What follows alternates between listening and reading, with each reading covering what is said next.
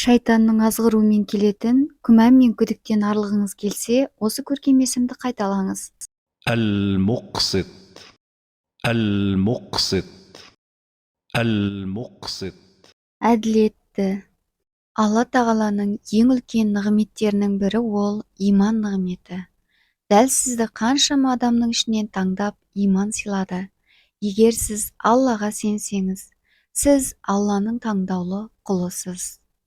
Әлемге танымал небір байлар, небір жұлдыздар, небір патшалар мен батырларға берілмеген иман сенімі сізге берілді. Аллаға сену, Аллаға деген ұмтылыс бұл үлкен нығмет. Аллаға жақындаудың сан алуан түрі бар. Ертеректе бір адам Аллаға ешкім жасамаған амал арқылы жақындағысы келіпті. Сонымен бір ғалымға келіп өз қалауын түсіндіріпті. Бірақ ғалым көп ойланып жауабын таппапты.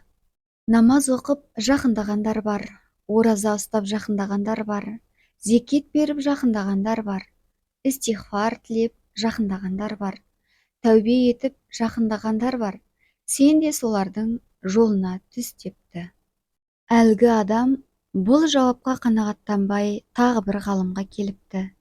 Ешкім амал етпеген, Аллаға жақындаудың жолы бар ма? Депті. Ғалым бар депті. Әлгі адам қатты қуанып, ол қандай жол депті. Ғалым: өзіңді Алланың алдында төмен санап, тәкаппарлығыңды жою депті. Иә, біз кімбіз? Алла қаласа дәл қазір жүрегіміз тоқтап қалуы мүмкін. Көріп тұрған жанарымызды тас қараңғы қылу да Аллаға сөз емес. Сау денемізді ауру етсе, мүгедек боламыз. Біз кейде Алланы бір жаққа сырып тастап, ақшамызға, абыройымызға сенеміз. Кейде тіпті өзімізді Алланың махаббатпен жаратқанын естен шығарып, өзіміздің болмысымызды қабылдай алмай жатамыз. Сіз білесіз бе, Іблісте дәл осы тәкаппарлығымен Алладан қуылғанын.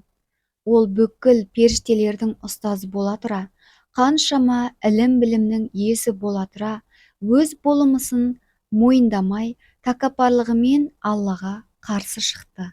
Өзіңді қор санауда, өзіңді зор санауда тәкаппарлық екенін ұмытпаңыз. Өз болмысыңызды қабылдап, мүмкіндіктеріңізді пайдалана отырып өмір сүру нағыз даналық дер едім. Барлық сәтте Алланы еске алыңыз. Сіз бүгінгі күніңізді көрсеңіз, Алла сізге әлі де мүмкіндіктер есігін ашқандығын түсініңіз.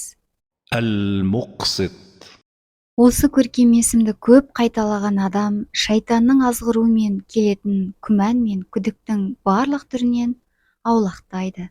Ізгі істі жүзеге асыру үшін осы есімді 700 мәрте қайталау керек. Алла әділетті.